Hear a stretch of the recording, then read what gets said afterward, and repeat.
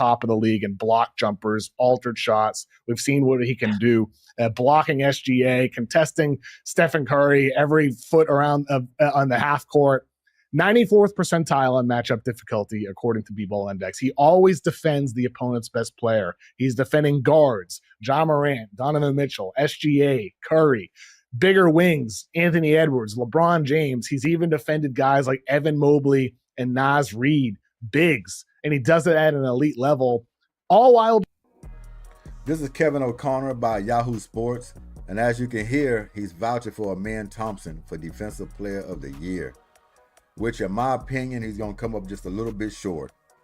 I think if Amen Thompson wasn't injured throughout the year and he just turned it on earlier and played throughout the season, hands down, he should get Defensive Player of the Year. I'll give it to him now, but the way it works, you know, they're not going to give this guy Defensive Player of the Year, even though he deserves it. And like O'Connor says, the guy don't only just defend guards, big men throughout the season. He's well worth it. Off the ball, on the ball, helping, passing lanes, just all over the floor, just being disruptive. He's got my vote.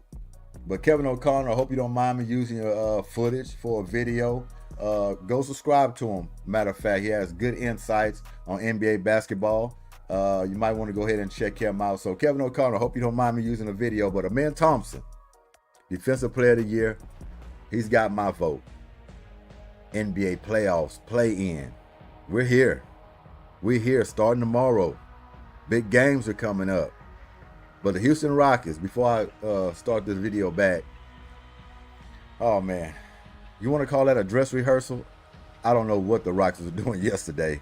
That wasn't a dress rehearsal. If it was, put the dress back on. Wait to the playoffs. Because they came out there, the defense was just was nothing. It was atrocious, basically, the defense.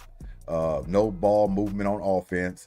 It just seemed like they went out there half asleep. And I can understand that you don't want to get injured. You want to have everybody available for the playoffs. But you should have just sat down if that was the case. They didn't prove anything in nobody's mind that they're going to put something out there for us to enjoy in these playoffs. And I just hope they got a turn-on button. Because what we seen yesterday, I was a little worried. I'm not going to lie to you. Hope they got a switch they can turn on. But if they take that into the playoffs, Lord have mercy. That's all I got to say. Lord have mercy. Being an elite help defender, he's not just an on-ball stopper guy. He's jumps the passing lanes. He's an interior shot blocker.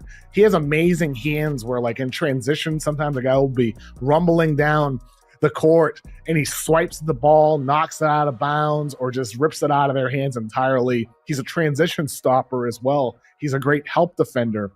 And I think if you just like isolate Amen in particular games, if you watch that Warriors-Rockets game, Amen was the more impactful defender than Draymond Green. You watch the OKC game, Amen was more impactful than Lou Dort. And I with Evan Mobley, I have him second on my ballot. I think Mobley is a deserving candidate, but I never watch him and feel that he is the NBA's best and most impactful defender. He's great. He's versatile. He's been part of a top 10 defense, but Cleveland's slipping defensively is in part why he doesn't win this for me over Amen. But Tom, that's my case for Amen. And if you listen to Jimmy Butler, you would say Amen Thompson was all over Stephen Curry. He was fouling him. He was getting away with extra activities on Stephen Curry. That's a bunch of garbage. I think anybody that plays aggressive like Amen Thompson, back in old school, like we talk about, the 90s defense, they're not used to that. And you could say Jimmy Butler is glazing, is the word the youngsters use today, glazing. He's glazing Stephen Curry since he's got there. So I don't know what he was looking at. He's not used to Stephen Curry being blanketed like that by Amen Thompson. Get used to it. This guy is going to be around for the far future. And every time they play the Golden State Warriors, he's going to give Stephen Curry the business as far as blanketing him, making it hard for him to get shots. Now, we're not going to say he's going to shut him down every time they meet up. Stephen Curry is a Hall of Famer. He's great in his own right. He will get his numbers. Amen Thompson's not going to win that matchup all the time. Probably won't win it at all, as long as he hits 30 points or more. from our metrics, superstar, 30 points or more, you didn't shut him down. But you can't allow this guy to make a difference throughout the ball game to win the game. Stay in his hip pocket, make it tough for him, and wear him down. But that was a performance. Leaving Stephen Curry with 3 points throughout a whole ball game. That is crazy to me. Like we said, didn't think it could ever be done. This guy is DPOY, no doubt about it. But we're going to see what's going to happen. Like I said, I think he's going to fall short. But he's going to have plenty more throughout his career that he will get. That's a guarantee. So Jimmy Butler, he wasn't getting fouled. You know, just playing him tough. Something you're going to see in the playoffs. Refs going to swallow the whistles on some of these occasions. You have to get used to it and quit whining, quit glazing this guy. Kevin O'Connor, call it. Thompson first on my ballot. I have Dort third for what it's worth. What do you think? Yeah, dude. Amen Thompson's my pick too. I didn't think you were going to go there. I have Amen Thompson. Amen. Yep. Last week, I think I had last week. I mentioned that he was my favorite on this program. I said he's my favorite. He checks off more boxes. Wow. Draymond, Evan Mobley, and this is a guy who's the only player in the NBA top 20 in both blocks and steals. The versatility you talked about, where he's a point of attack, shut down Steph Curry the other night, and he's been doing that all season. Is that when you got a Ja Morant or a Shai Gilgeous-Alexander, Jalen Brunson, whomever it is, he's the guy that they're going to throw at him to completely throw off all their first actions. And that is a thing that you can't say for Evan Mobley or Draymond Green. Draymond Green's greatest attribute in this conversation is that he has a podcast. I'm telling you, dude, he went from 0% chance, like it was 0.8% on Polymarket, 0.8% chance of winning Defensive Player of the Year until he had that comment where he's like, I deserve it 1,000%, have a case for Defensive Player of the Year. And then he became the favorite. Yes, he had a great game against Giannis and the Milwaukee Bucks, and that helped kind of drive that conversation. But the greatest thing that Draymond Green has going for him this year is that he is vocal and he has his podcast, and he started that narrative and started the campaign by himself. And I'm sorry, when you look at the defensive rating of Amen Thompson, it's 107 when he's on the floor. Look at the other defenders on Houston. You can say Dylan Brooks and Tari Eason, but I'm telling you, the Houston Rockets have a top 4 defensive rating this season with Alperen Sengun and Fred VanVleet on the floor for most of them. Who picked Houston as being a top 4 defensive rating team this season? Who picked it? No one did. You know why? Because they didn't see how good Amen Thompson would be as a 22-year-old in his second year in the league, dominating defensively and turning Stephen Curry into just another guy out there. He's been top 20 in both steals and blocks, only player to do that. It's crazy how a lot of people got different ways of saying Amen Thompson's name. And you can say it any way you want. I mean, you have Amen, which I don't like at all. Amen Thompson. Maybe you talk to him about it. Maybe that's the proper way to pronounce his name. But I say Amen. That's what I say, Amen Thompson. Some people might say Amen. Amen Thompson. I don't know, but a lot of guys or different people just pronounce his name in a lot of different ways. Who knows which way is the right one? I'm going to stick with Amen. They say Amen. A lot of people I heard say Amen. But I don't know. It's just crazy to me. But his on-court defensive rating, 107, meaning the Houston Rockets are holding opponents to 107 points every 100 possessions when he's on the floor. That's better than Draymond's, that's better than Mobley's, and that's better than Jaren Jackson Jr.'s. And I would argue that those other 3 candidates, Jaren Jackson Jr., Draymond, and Mobley, have better defenders around them that can pump up that score, pump down in the case of a defensive rating where lower is better. Amen Thompson, best defensive player this year, and I would go Evan Mobley at number 2, Tamani Kamara at number 3, and Dyson Daniels right behind him. I think Tamani Kamara, second in the NBA in defensive stops, being a rim protector in ways that Dyson Daniels isn't. I would argue that he's been more impactful. And if you look at the defensive rating of the Portland Trailblazers over the last half of the season, he has been outstanding. We had him on the Big Number podcast. I don't know if you saw that interview, but Dan Devine and I had. We'll leave it right there. But the Kevin O'Connor Show, go subscribe to him for sure. Yahoo Sports. And like I said, Kevin, hope you don't mind me using your footage for video. Hope you don't mind. But let me give y'all my picks before we get out of here, quick hitters. Let's check them out. So here we go. You have the Hawks and the Magic, Grizzlies, Warriors, Heat, Bulls, Mavericks, and Kings. Let's start with the Hawks and the Magic tomorrow. That's a good matchup. Some will say two mediocre teams, I guess you could say, on the rise. I love to see the Magic in the mix. I do. They've been down for a very long time. Them playing at home, I'm going to pick the Magic at home against the Hawks. I just believe the Magic only have to worry about Trae Young. Not allowing him to go all over the place and go crazy. But if he does go all over the place and go crazy, that's only, 30 or 40 points? Somebody else has to cover the difference. I don't know who else could really step up for the Hawks on a consistent basis, or at least in a one-game situation.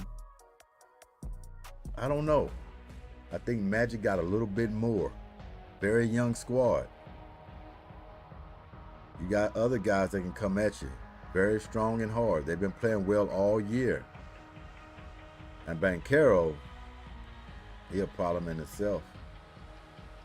Big problem. So I will be going with the Magic on that matchup. Grizzlies and Warriors. What we say, a doozy. That's going to be a doozy. Knockout. Warriors, of course, pedigree, been there before, got championships on their belt.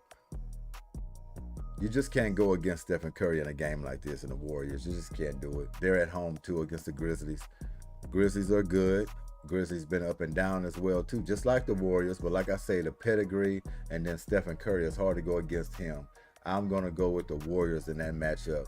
Not saying I want the Warriors to win that game, but I'm going for them in this matchup. So if the Grizzlies pull it out, some will say it's kind of like an upset. I think they will look at it as that way. All right, the Heat and the Bulls. Miami Heat just struggling just to get a win, ain't they? Yesterday, a heartbreaker. Just when you thought the Heat was going to pull it out, they lose on a buzzer beater. That was heartbreaking. The Heat and the Rockets kind of in the same boat, if you really look at it. Two teams try to go out there with a little dress rehearsal. Didn't turn out too well. Leaving all fans almost in disbelief that they went out there and put out that kind of performance and just couldn't seal the deal. The Rockets a little worse a situation because they didn't look nothing like they did in the regular season or just a couple of days ago. So they should have just sat out. They should have just sat out, let the bench players play, because they left a bad taste in our mouth going into the playoffs, going out there with atrocious defense, no ball movement, bad shots, couldn't hit anything yesterday at all. Just to leave early and say, okay, what we got? What we going to do in the playoffs? I'm hopeful, but they better not show any resemblance of what they did the other day. Can't do it. So yes, Miami Heat, I'm rolling with you, but the Bulls can get you. Don't mistake that. The Bulls can pull this so-called upset. I don't really want to call it an upset. The Heat has been terrible pretty much all year long, just been holding on by a thread, and the Bulls have been steady all year long. And they're at home. The Bulls can easily win this game. Easily. But we counting on the Heat to pull this out. Veterans, the culture, the grit, the grind, the know-how. We want them to pull it out. Mavericks and Kings. I'm going with the Kings on this one. Kings are at home. Getting Zach LaVine over there was big. It was huge, man. This guy is a scoring machine. Pairing him with DeMar DeRozan, new interim coach, Doug Christie. Loved that guy even when he played. That's Sacramento Kings up and down. Mavericks, I probably would go a different way and pick them if Kyrie Irving was available. That was huge right there. Not having him in there Yeah, you got AD, but I just think it's going to be too much power, scoring punch from the Kings, and they play with their hair on fire. They do. Mr. Mid-Range and DeMar DeRozan, and Mr. Everything all over the floor with Zach LaVine. So I'm going with the Kings. Those are my picks. Y'all can check them out, criticize them, do what you want, but that's what it is. We'll see how it turns out. Appreciate it. Play-in is here. Playoffs is around the corner. G.S.Q.H, Goodymo Sports Quick Hits. Thanks for y'all time. Appreciate it. New subscribers, appreciate it as well. If you haven't subscribed, go ahead and subscribe, hit the like button. And once again, on a like button. I see a lot of returning viewers coming in on the videos, but nobody's hitting the like button. Trust me, I do the same thing. It's easy to forget to hit the like button when you're watching a video. I do it all the time until I think about it. I'm like, oh man, I forgot to hit the like button. If you want the algorithm to pick it up, if you want the channel to grow, we have to come in, at least hit the like button. And trust me, I don't even like bringing it up. I really don't. I'm passionate about what I'm doing. I love what I'm doing. I will do this even without subscribers, even without likes, all of that stuff. But since you're on YouTube, that's the only thing that moves anything, moves the needle. And you just have to have the likes. You got to have the subscribers. Got to have the shares. You got to have a few comments. And all in saying this, even if we don't get them, I'm still going to be here talking basketball and sports.